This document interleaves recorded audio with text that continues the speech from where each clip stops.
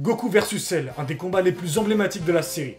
On y découvre toute la puissance de Goku, qui a poussé le Super Saiyan jusqu'à ses plus grands retranchements. Toutefois, bien que ce combat fût épique, Goku abandonnera le combat, car il reconnaît que Cell Parfait est trop fort pour lui. Il envoie son fils Sangohan à la place, qui est plus fort que lui. Je vais vous montrer pourquoi une version de Goku bien précise dans l'arc Cell aurait pu vaincre Cell Parfait.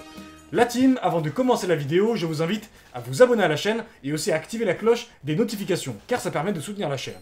Vous êtes les meilleurs, c'est parti!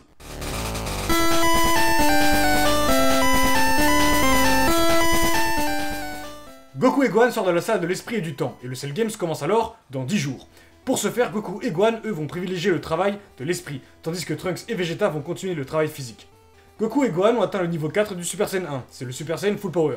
C'est le niveau de puissance de Super Saiyan le plus élevé, qui est même plus fort que Super Vegeta ou Ultra Trunks. Lors du Cell Games, Goku aura l'honneur d'affronter Cell Parfait en premier. Un combat incroyable se déroule, bien que Goku a quelques difficultés. Il arrive à lui mettre des coups, mais Cell est bien plus fort, plus agile, plus astucieux durant leur combat. Ceci va pousser Goku à abandonner le combat, et à envoyer Gohan, qui d'après Piccolo, est plus fort que son père. Beaucoup de gens sous-entendent que Goku aurait potentiellement pu vaincre Cell, et qu'il a voulu laisser la vedette à Gohan. Il savait que Gohan avait le Super Saiyan 2 en lui. Mais est-ce que Goku avait vraiment la puissance de vaincre Cell Parfait?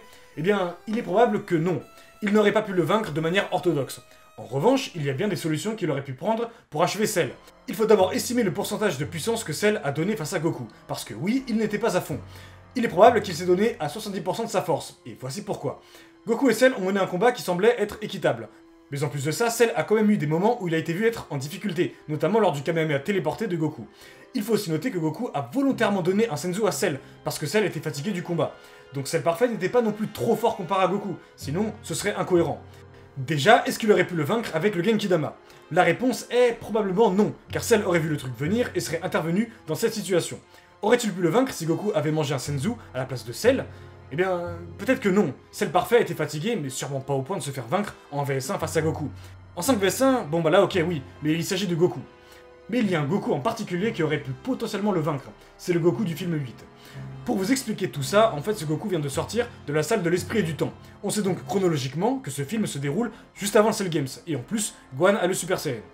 Ce film n'est pas canon, mais ceci ne nous dérange pas pour la suite de notre analyse. Les films DBZ sont présents, et pour la plupart d'entre eux, ils ont toute leur place dans l'histoire de Dragon Ball. Ils rajoutent des nouveaux personnages, des nouvelles histoires, qui viennent en supplément de l'histoire qui nous est proposée par Toriyama. Ce 8ème film est le film où le fameux Super Saiyan légendaire apparaît, Broly. Goku et tout le reste de la 7ème se font dégommer en 2 rounds. Un premier round où Broly les démonte sans broncher, et un autre round où ils prennent des Senzu, et Broly les redémonte. Broly est tellement une menace accablante qu'il a dit plusieurs fois que l'univers est en péril si Broly venait à lâcher toute son énergie pour semer le chaos. Alors qu'ils sont tous à bout, Goku demande au reste de la Z-Team de lui envoyer toute leur énergie restante. Au moment où Vegeta envoie son énergie, Goku reçoit un power-up de dingue. Il arrive à stopper Broly. Goku est hyper confiant et donne un coup de poing dans le ventre de Broly qui le démonte. La logique voudrait que Cell et Broly soient relativement de même force, car ces deux personnages apparaissent environ dans la même période. Mais ici, il est forcé de constater que Broly est plus fort que Cell, de par ses prestations, mais aussi car il possède une énergie infinie, comme c'est dit dans la brochure du 8ème film. Il a un visage d'apparence calme, mais lorsqu'il devient un Super Saiyan et devient fou, il peut libérer son énergie infinie. Mais du coup, qu'est-ce qui change entre ce Goku et celui du Cell Games? Eh bien, il y a une particularité entre ces deux Goku. Dans le film 8, lorsque Goku reçoit l'énergie de ses amis, il obtient un power-up de fou, au point de pouvoir one-shot un adversaire qui est démonté juste avant. Mais justement, à quel point ce Goku est devenu puissant? D'après la brochure du 8ème film, ce Goku aurait reçu un boost de ki x1000. Oui les gars, pas x10, pas x100, mais bien x1000. Un boost de ki x1000 de plus par courage. Ceci signifie que Goku, dans son état de SSJ affaibli, a vu sa puissance être multipliée par 1000. Ce n'est pas le SSJ1 qui est multiplié par 1000 ici, car là on aurait un multiplicateur de fois 50 000. Or ici on sait très bien que Goku était affaibli par Broly. Alors, quel serait son niveau? Eh bien, son niveau avoisine sûrement un niveau de SSJ2, mais pas de SSJ3, car à cette époque, il n'était même pas conçu. Pour rappel, le Super Exciting Guide nous indique que le SSJ1 multiplie la puissance de base par 50, le SSJ2 par 100 et le SSJ3 par 400. Le fait de pouvoir multiplier sa puissance de base par 1000 reviendrait à avoir la puissance de 10 SSJ2, soit d'environ plus de 2 SSJ3, ce qui est absurde. Si Cell avait eu ce Goku en face de lui, il n'aurait strictement rien pu faire. Sa régénération n'aurait même pas pu avoir eu lieu, puisque Goku est peut-être même plus fort que Gonado SSJ2, qui lui avait fait un boulot à Perfect-Cell. Donc si cette situation aurait eu lieu face à Cell, où Goku reçoit l'énergie de ses amis, Goku aurait certainement vaincu Cell Parfait. Mais ceci aurait créé un problème, pas de SSJ2 pour Gohan. En effet, si cette situation doit avoir lieu, c'est dès le début, lors du combat de Goku face à Cell Parfait. Ah oui, et aussi il existe un OAV où on voit Goku gagner face à Cell Parfait.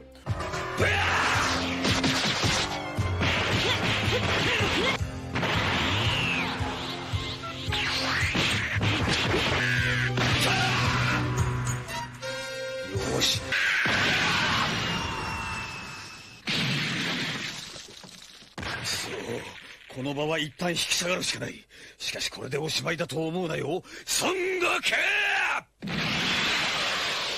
悟空、木がどんどん遠ざかっていくぞ。セルのやつ逃げたようだぜ。ああ、だがまたやってくるだろう。もっともっと強くなってな。Et vous, vous en pensez quoi? Pensez-vous que ce Goku aurait pu vaincre Cell Parfait? Faites-le moi savoir dans les commentaires.